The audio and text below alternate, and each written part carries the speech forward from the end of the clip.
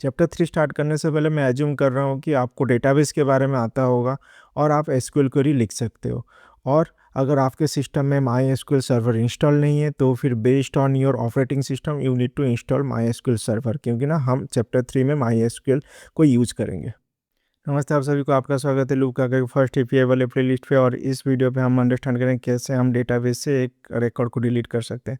तो फिर चलिए शुरू करते हैं कोड का चक्कर लूका के साथ। तो यहाँ पे एक फंक्शन डिफाइन करूँगा delete to do by ID, और इसके अंदर हमें चाहिए सेशन।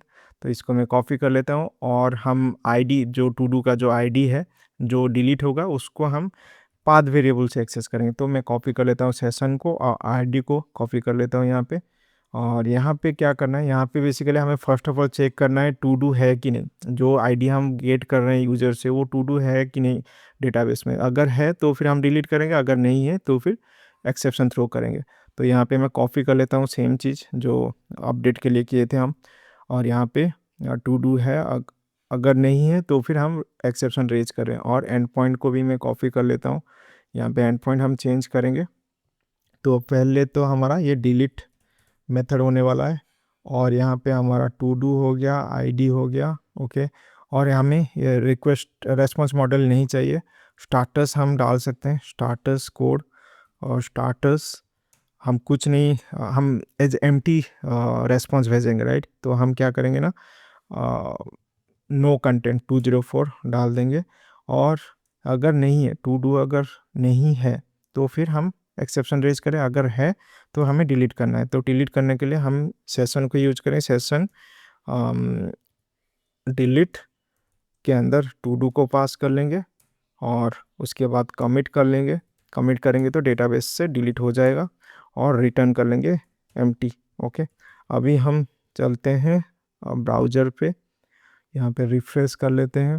पहले देख लेते हैं गेट ऑल पे क्या क्या है, एग्जीक्यूट। तो हमारे पास बहुत सारे टू डूज है। Let me delete let's say ID4, okay.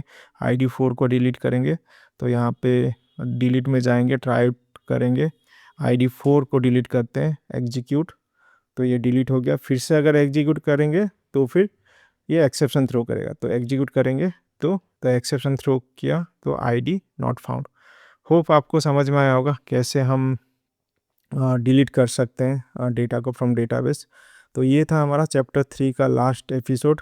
Hope आपको समझ में आया होगा कैसे हम डेटाबेस के साथ कनेक्ट कर सकते हैं, कैसे टेबल को क्रिएट कर सकते हैं प्रोग्रामेटिकली, कैसे हम इंसर्ट कर सकते हैं, डिलीट कर सकते हैं, अपडेट कर सकते हैं, सिलेक्ट कर सकते हैं, राइट।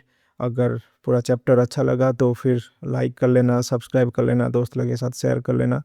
और इस चैप्टर 3 का जितना भी एपिसोड है सब मिला के लाइक एंड कमेंट का टारगेट है 200। होप आप वो जल्दी पूरा करवा दीजिएगा।